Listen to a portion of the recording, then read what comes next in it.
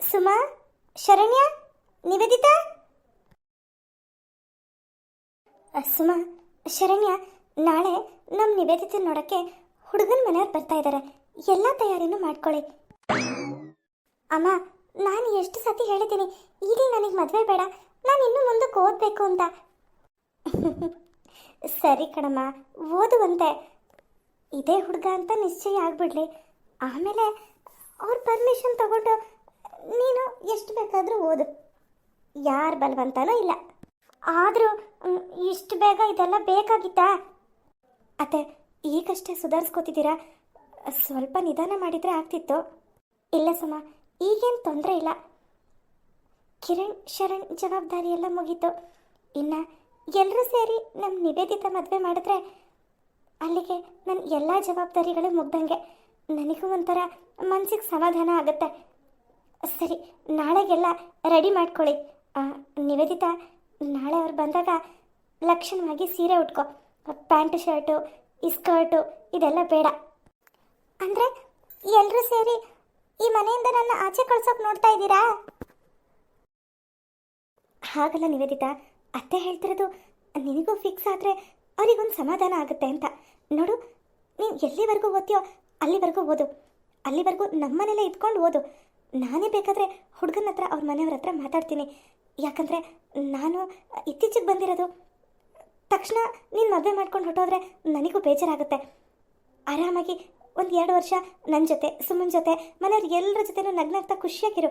ಆಮೇಲೆ ಬೇಕಾದರೆ ಮದುವೆ ಮಾಡೋಣ, ಆದರೆ ಮಾತುಕತೆ ಆಗಿಬಿಡ್ಲಿ ಅಂತ ಅಷ್ಟೇ. ಏನು ಎಲ್ಲ ಸೇರಿಕೊಂಡು ಏನೋ ಮೀಟಿಂಗ್ ಮಾಡ್ತಿದ್ದೀರಾ? ಏನು ಸಮಾಚಾರ? ನಾಳೆ ನಿವೇದಿತನ ನೋಡೋಕ್ಕೆ ಹುಡುಗನ ಕಡೆಯವ್ರು ಬರ್ತಾ ಇದ್ದಾರೆ. ಅದಕ್ಕೆ ಮದುವೆ ಮಾತುಕತೆ ಆಗ್ಬಿಡ್ಲಿ, ಮದುವೆ ಬೇಕಾದರೆ ಲೇಟಾಗಾದರೂ ಪರವಾಗಿಲ್ಲ, ನೀನು ಓದೆಲ್ಲ ಮುಗಿಸಿದ್ಮೇಲೆ ಮಾಡ್ಕೊ ಅಂತ ಹೇಳ್ತಾ ಇದ್ವಿ. ಹೌದು ನಿವೇದಿತಾ, ಅಮ್ಮ ಹೇಳ್ತಿರೋದು ಸರಿ. ಅಲ್ಲ ಕಡೆ, ನಾವೆಲ್ಲ ಸೇರಿಕೊಂಡು ಆ ಹುಡುಗಂಗೆ ಹೇಳಿ ಓದಾದ್ಮೇಲೆ ಮದುವೆ ಮಾಡ್ಕೊಡ್ತೀನಿ ಅಂತ ಹೇಳ್ತೀವಿ ಬಿಡು, ಅದಕ್ಕೆ ತಲೆ ಕೆಡ್ಸ್ಕೊತೀಯಾ? ಸರಿ, ಇನ್ನೇನು ಮಾಡೋದು, ಎಲ್ಲರೂ ಹೇಳ್ತಿದ್ದೀರಲ್ಲ. ಈಗ ನಾನು ಬೇಡ ಅಂದರೂ ನೀವು ಯಾರು ನನ್ನ ಮಾತು ಕೇಳಲ್ಲ, ನನಗೆ ಗೊತ್ತು. ಆಯಿತು ಬಿಡಿ, ನಾಳೆ ಹುಡುಗನ ಕಡೆಯವ್ರನ್ನ ಕರೆಸಿ.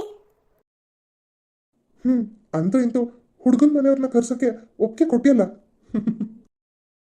ಹುಡುಗ ತುಂಬ ಒಳ್ಳೆಯವನು, ಜೊತೆಗೆ ಗೊತ್ತಿರೋನು ಬೇರೆ. ಆದ್ರಿಂದ ಯಾವುದೇ ತಂಟೆ ತಕರಾರು ಏನೂ ಇಲ್ಲ. ಅದೇ ನನ್ನ ಮನಸ್ಸಿಗೆ ಸಮಾಧಾನ. ಹೌದು ರೀ ರಾಜಿ, ನನಗಂತೂ ನಿನ್ನ ಸ್ಥಿತಿ ನೋಡಿ ತುಂಬಾ ಭಯ ಆಗೋಗಿತ್ತು ಕಣೆ. ಎಲ್ಲಿ ನನ್ನ ಮಕ್ಕಳೆಲ್ಲರೂ ನಿನ್ನ ಮಮತೆಯ ಮಡಿಲನ್ನು ಕಳ್ಕೊಂಡ್ಬಿಡ್ತಾರೇನೋ ಅಂತ ತುಂಬಾ ಹೆದರಿಕೆ ಆಗಿತ್ತು ನನಗೆ. ನಿಜವಾಗ್ಲೂ ದೇವ್ರ ದಯೆ, ನಿನ್ನ ಆ ದೇವ್ರು ಕಾಪಾಡಿದ್ದಾನೆ. ನನ್ನ ಮಕ್ಕಳು ಸೊಸೆಯರೆಲ್ಲ ಇವತ್ತು ಎಷ್ಟು ಖುಷಿಯಾಗಿದ್ದಾರೆ ನೋಡು. ನಮ್ಮ ಮನೆ ನಂದಗೋಕುಲ ಅಂತ ನನಗೆ ಅನ್ನಿಸ್ತಿದೆ. ಹೌದು ಮಾವ, ನೀವು ಹೇಳ್ತಿರೋದು ನಿಜ. ಇದುವರೆಗೂ ಏನೇನಾಗಿದೆಯೋ ಅದನ್ನೆಲ್ಲ ಒಂದು ಕೆಟ್ಟ ಕನಸು ಅಂತ ಮರ್ತು ಬಿಡೋಣ. ಇನ್ಮೇಲೆ ನಾವೆಲ್ಲರೂ ಖುಷಿಯಾಗಿರೋಣ. ಶರಣ್ಯ, ಸುಮಾ, ಇಬ್ರು ನಾಳೆಗೆ ಏನೇನು ಬೇಕೋ ಎಲ್ಲ ತಯಾರಿನೂ ಮಾಡ್ಕೊಳ್ಳಿ. ಹಾಗೆ ನಿವೇದಿತನ ರೆಡಿ ಮಾಡೋ ಜವಾಬ್ದಾರಿ ನಿಮ್ಮಿಬ್ರದು. ನೀವೇನು ಯೋಚನೆ ಮಾಡಬೇಡಿ ಮಾವ, ನಾವೆಲ್ಲ ನೋಡ್ಕೊಳ್ತೀವಿ. ನೀವು ಅತ್ತೆ ಆರಾಮಾಗಿರಿ ಸಾಕು. ಓ ರಾಜೇಶ್, ಬಾಪ ಬಾ ಕೂತ್ಕೋ. ಒಬ್ಬನೇ ಬಂದ್ಯಾ? ಅಪ್ಪ ಅಮ್ಮ? ಅದು ಅಂಕಲ್, ಅಪ್ಪ ಅಮ್ಮ ಬರಲಿಲ್ಲ.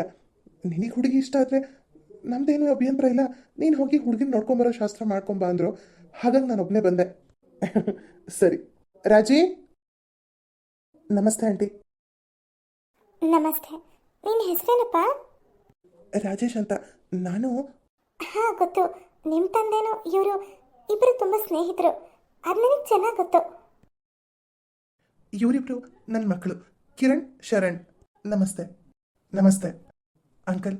ಈ ಕಾಫಿ ತಿಂಡಿ ಇದು ಯಾವ ಫಾರ್ಮಾಲಿಟೀಸು ಬೇಡ. ನೀವು ನಿಮ್ಮ ಮಗಳನ್ನ ಕರೆಸಿದ್ರೆ ನನಗಷ್ಟೇ ಸಾಕು. ನನಗೆ ಗೊತ್ತಪ್ಪ, ನಿಮ್ಮಪ್ಪ ನನಗೆಲ್ಲ ಹೇಳಿದ್ದಾನೆ. ಸುಮಾ, ಶರಣ್ಯ, ನಿವೇದಿತನ ಕರ್ಕೊಂಡು ಬನ್ನಿ. ನೋಡಪ್ಪ, ಇವಳೇ ನನ್ನ ಮಗಳು ನಿವೇದಿತಾ. ಅವರಿಬ್ರು ನನ್ನ ಸೊಸೆಯರು, ಸುಮಾ, ಶರಣ್ಯ. ಹಾಯ್. ಹಾಯ್. ಈಗ ಹೇಳಯ್ಯ, ನನ್ನ ಮಗಳು ಹೇಗಿದ್ದಾಳೆ? ನಿನ್ನ ಅಭಿಪ್ರಾಯ ಏನು? ಚೆನ್ನಾಗಿದ್ದಾರೆ ಅಂಕಲ್, ನನಗಂತೂ ಇಷ್ಟ ಆಯಿತು. ಆದರೆ ಆದರೆ ಅಂಕಲ್, ನೀವು ನಮ್ಮ ಅಪ್ಪನ ಕ್ಲೋಸ್ ಫ್ರೆಂಡ್ ಅಲ್ವಾ, ಹಾಗಾಗಿ ನಾನು ಈ ಮಾತನ್ನು ಹೇಳ್ತಿದ್ದೀನಿ. ನಿವೇದಿತಾ ಅವರು ಇನ್ನೂ ಓದ್ತಿದ್ದಾರಲ್ವಾ? ಹ್ಞೂ ಕಣಪ್ಪ, ಓದ್ತಾ ಇದ್ದಾಳೆ. ಹಾಗಾದರೆ ಅವ್ರು ಓದ್ ಕಂಪ್ಲೀಟ್ ಮಾಡಲಿ, ಆಮೇಲೆ ಬೇಕಿದ್ರೆ ಇಬ್ಬರು ಮದುವೆ ಮಾಡಿ. ನಾನು ಅಲ್ಲಿವರೆಗೂ ವೆಯ್ಟ್ ಮಾಡ್ತೀನಿ, ನನಗೇನು ತೊಂದರೆ ಇಲ್ಲ. ಪಾಪ ಮಧ್ಯದಲ್ಲಿ ಮದುವೆ ಅದು ಇದು ಅಂದರೆ ಅವ್ರಿಗೂ ಓದಕ್ಕೆ ಡಿಸ್ಟರ್ಬ್ ಆಗುತ್ತೆ, ಇಂಟ್ರೆಸ್ಟ್ ಹೊಟ್ಟೋಗುತ್ತೆ. ಅದಕ್ಕೆ ಹೇಳಿದೆ ಅಷ್ಟೇ. ನೀವೇನಂತೀರ ನಿವೇದಿತಾ ಅವರೇ? ಹೌದು, ನಾನು ಏನು ಹೇಳಬೇಕು ಅಂತ ಅಂದ್ಕೊಂಡಿದ್ನ ಅದನ್ನು ನೀವೇ ಹೇಳಿದ್ರಿ. ತುಂಬ ಥ್ಯಾಂಕ್ಸ್. ಹೌದಪ್ಪ, ಅವಳ ಕಂಡೀಷನ್ನೇ ಅದು. ನಾನು ಮೊದಲು ಓದಬೇಕು, ಆಮೇಲೆ ಮದುವೆ ಅದು ಇದು ಅಂತ. ನಾವೇ ಅಂದ್ವಿ, ಮಾತುಕತೆ ಆಗಿಬಿಡ್ಲಿ, ಮದುವೆ ಯಾವಾಗ ಬೇಕಿದ್ರೂ ಮಾಡೋಣ, ಅದಕ್ಕೇನಂತೆ, ನೀನು ಓದ್ ಕಂಪ್ಲೀಟ್ ಆದಮೇಲೆ ಮಾಡೋಣ ಅಂತ. ನೀವು ಹಾಗೆ ಹೇಳ್ತಿದ್ದೀರಾ, ಇನ್ನೇನು? ಹಾಂ ರಾಜೇಶ, ಇನ್ನೇನಾದರೂ ನನ್ನ ಮಗಳ ಹತ್ರ ಪ್ರೈವೇಟಾಗಿ ಮಾತಾಡೋ ಹಾಗಿದ್ರೆ ಹೋಗಿ ಮಾತಾಡ್ಕೊಳ್ಳಿ, ನಮ್ಮ ಅಭ್ಯಂತರ ಏನಿಲ್ಲ. ಹಾಗೇನಿಲ್ಲ ಅಂಕಲ್, ಪರವಾಗಿಲ್ಲ. ಬೇಕಿದ್ರೆ ಅವ್ರೇನಾದರೂ ಮಾತಾಡಬೇಕು ಅಂದರೆ ಮಾತಾಡೋಣ, ಅದಕ್ಕೇನಂತೆ. ನಿವೇದಿತಾ, ನೀನೇನಾದರೂ ಮಾತಾಡೋ ಹಾಗಿದ್ರೆ ಕರ್ಕೊಂಡೋಗಿ ಮಾತಾಡು. ಪ್ರೈವೇಟಾಗಿ ಮಾತಾಡೋ ಅಂಥದ್ದು ಏನೂ ಇಲ್ಲ. ನನ್ನ ಮನಸ್ಸಿಗೆ ಅನ್ಸಿರೋದನ್ನು ಹೇಳ್ತಾ ಇದ್ದೀನಿ. ಮದುವೆ ಆದಮೇಲೆ ನಾನು ಯಾವಾಗ ನಮ್ಮ ಅಪ್ಪ ಅಮ್ಮನ, ಅಣ್ಣಂದ್ರನ್ನ, ಅತ್ತಿಗೆಯರನ್ನೆಲ್ಲ ನೋಡಬೇಕು ಅಂತೀನೋ ಆಗೆಲ್ಲ ನೀವು ನನ್ನ ಇಲ್ಲಿಗೆ ಕರ್ಕೊಂಬರ್ಬೇಕು. ಕರ್ಕೊಂಬರ್ದೇ ಇದ್ರೂ ಪರವಾಗಿಲ್ಲ, ನನ್ನಾದರೂ ಕಳಿಸಬೇಕು ಅಷ್ಟೇ. ನನ್ನ ಓದ್ ಮುಗಿಯೋವರೆಗೂ ಮದುವೆ ಅಂತ ಬಲವಂತ ಮಾಡಬಾರ್ದು. ಮಾಡಲ್ಲ ಅಂತ ನನಗೆ ಗೊತ್ತು, ಯಾಕಂದರೆ ನನ್ನ ಮನಸ್ಸಲ್ಲಿರೋದನ್ನು ನೀವೇ ಹೇಳಿದ್ದೀರಾ. ನನಗನ್ಸುತ್ತೆ ನೀವು ನನ್ನ ತುಂಬ ಚೆನ್ನಾಗಿ ನೋಡ್ಕೋತೀರಾ, ಕೇರ್ ಮಾಡ್ತೀರಾ ಅಂತ. ಖಂಡಿತ, ನಿಮಗೆ ಡೌಟೇ ಬೇಡ. ಅದು ಅಲ್ಲದೆ ಅಂಕಲ್ ಎಂಥವ್ರು, ಅವ್ರ ಮನೆತನ ಎಂಥದ್ದು ಅಂತ ನಮಗೆ ಚೆನ್ನಾಗಿ ಗೊತ್ತು. ನಿಜಕ್ಕೂ ಹೇಳ, ನಮ್ಮ ತಂದೆ ಮತ್ತು ಬೆಲೆ ಕೊಟ್ಟು ನಾನು ಇಲ್ಲಿಗೆ ಬಂದೆ. ಆದರೆ ನಿಮ್ಮನ್ನು ನೋಡಿದ್ಮೇಲೆ ನೀವೇ ನನಗೆ ಸರಿಯಾದ ಹುಡುಗಿ ಅಂತ ಅನ್ನಿಸ್ತಾ ಇದೆ. ನಿವೇದಿತಾ, ಇನ್ನೇನಾದರೂ ಮಾತಾಡೋದಿದ್ರೆ ಪ್ರೈವೇಟಾಗಿ ಕರ್ಕೊಂಡು ಹೋಗಿ ಮಾತಾಡ್ಬಿಡು. ಆಮೇಲೆ ಅಯ್ಯೋ ಅದು ಮಾತಾಡಬೇಕಿತ್ತು, ಇದು ಮಾತಾಡಬೇಕಿತ್ತು ಅನ್ಬೇಡ. ಸಾಕು, ಎಷ್ಟು ಅಂತ ರೇಗಿಸ್ತೀರಿ ಅವಳ ನೀವು? ಮದುವೆ ಆಗೋವರೆಗೂ ರೇಗಿಸ್ತಾರೆ ಅಲ್ವಾ ಬಾಬಾ? ಸರಿ ಅಂಕಲ್, ಹಾಗಿದ್ರೆ ನಾನಿನ್ನು ಬರ್ತೀನಿ. ಅಯ್ಯೋ, ಕಾಫಿ ಟೀ ಏನೂ ತಗೊಳ್ದೆ ಹಾಗೆ ಹೋಗೋದಾ? ಇಲ್ಲ ಇಲ್ಲ, ನಮ್ಮ ನಿವೇದಿತಾ ತುಂಬ ಚೆನ್ನಾಗಿ ಕಾಫಿ ಮಾಡ್ತಾಳೆ. ನೀವು ಅವಳು ಮಾಡಿರೋ ಕಾಫಿ ಕುಡ್ಕೊಂಡೇ ಹೋಗಬೇಕು. ಇನ್ ಲೈಫ್ ಲಾಂಗ್ ಅವ್ರು ಮಾಡಿರೋ ಕಾಫಿನೇ ತಾನೇ ನಾನು ಕುಡಿಯೋದು. ಸರಿ, ನಾನಿನ್ನು ಬರ್ತೀನಿ. ನಿವೇದಿತಾ ಅವರೇ, ನಿಮ್ಮ ಅಭ್ಯಂತರ ಏನೂ ಇಲ್ಲ ಅಂದರೆ ಮದುವೆ ಆಗೋವರೆಗೂ ಆಗಾಗ ನಾವಿಬ್ಬರು ಫೋನಲ್ಲಿ ಮಾತಾಡ್ಬೋದಾ? ಸರಿ, ಆದರೆ ಎಕ್ಸಾಮ್ ಟೈಮಲ್ಲಿ ನನ್ನನ್ನು ಡಿಸ್ಟರ್ಬ್ ಮಾಡಬಾರ್ದು. ಇಲ್ಲ ಇಲ್ಲ, ಅದಕ್ಕೆ ನಿಮ್ಮ ಅಭ್ಯಂತರ ಏನೂ ಇಲ್ವಾ ಅಂತ ಕೇಳ್ತಾ ಇದ್ದೀನಿ ಅಷ್ಟೇ. ಇಲ್ಲ, ರಾಜೇಶ್ ನಿವೇದಿತನ ನಂಬರ್ ತಗೊಂಡು ಅಲ್ಲಿಂದ ಹೊರಡ್ತಾನೆ. ಅಪ್ಪ, ಬಂಗಾರದಂತ ಹುಡುಗನ ಹುಡುಕಿದ್ದೀರಪ್ಪ. ನಮ್ಮ ನಿವೇದಿತಂಗೆ ಹೇಳಿ ಮಾಡಿಸಿದ ಜೋಡಿ. ಹೌದು ಅಪ್ಪ, ತುಂಬ ಒಳ್ಳೆ ಹುಡುಗ. ಅಪ್ಪ, ನನ್ನ ಮನಸ್ಸಿಗೆ ಇವಾಗ ಸಮಾಧಾನ ಆಯಿತು. ಹೇಗೋ ನಮ್ಮ ನಿವೇದಿತಂಗೆ ಒಳ್ಳೆ ಹುಡುಗ ಸಿಕ್ಕದ. ಅಲ್ಲ ಮಾವ, ನೀವು ನಿವೇದಿತ ಅಭಿಪ್ರಾಯನೇ ಕೇಳಲಿಲ್ಲ? ಕೇಳೋದೇನಮ್ಮ, ಅವಳಿಗೆ ಏನು ಅನ್ಸುತ್ತೋ ಅದನ್ನು ಹೇಳಿ ಅಂತಾನೆ ಆ ಹುಡುಗನ್ನ ನಮ್ಮ ಮನೆಗೆ ಕರೆಸಿದ್ದು, ಮಾತಾಡಿಸಿದ್ದು. ಕೇಳ್ದೇನೆ ಅವಳೇ ಒಪ್ಕೊಂಡ್ಬಿಟ್ಲಲ್ಲ ಅಲ್ವಾ ನಿವೇದಿತ? ಹೌದು ಅದಕ್ಕೆ, ಯಾಕಂದರೆ ನಾನು ಹೇಳಬೇಕು ಅಂದ್ಕೊಂಡಿರೋ ವಿಷಯನ ಅವರೇ ಹೇಳಿಬಿಟ್ರು. ಅವರು ಎಷ್ಟು ಯೋಚನೆ ಮಾಡಿದ್ದಾರೆ ನೋಡಿ. ಓದ್ತಾ ಇದ್ದಾಳೆ, ಈಗ ಮದುವೆ ಅದು ಇದು ಅಂತ ಡಿಸ್ಟರ್ಬ್ ಮಾಡಿದ್ರೆ ಫ್ಯೂಚರ್ ಹಾಳಾಗುತ್ತೆ. ನಾನು ಅವಳು ಓದ್ ಮುಗಿಯೋವರೆಗೂ ವೆಯ್ಟ್ ಮಾಡ್ತೀನಿ ಅಂತ ಹೇಳಿದ್ರಲ್ಲ, ಎಷ್ಟು ಜನ ಆ ರೀತಿ ಇರ್ತಾರೆ. ಹಾಗಾಗಿ ನನಗೆ ಇವರೇ ಸರಿಯಾದ ಹುಡುಗ ಅಂತ ಅನ್ನಿಸ್ತು, ಅದಕ್ಕೆ ಒಪ್ಕೊಂಡೆ. ಹೌದಮ್ಮ ನಿವೇದಿತಾ, ನೀನು ಹೇಳೋದು ಸರಿ. ಒಟ್ಟಿನಲ್ಲಿ ನಿಂಗೊಂದು ಒಳ್ಳೆ ಹುಡುಗ ಸಿಕ್ಕಿದ್ನಲ್ಲ, ನಮಗೆಲ್ಲ ಅಷ್ಟೇ ಸಂತೋಷ.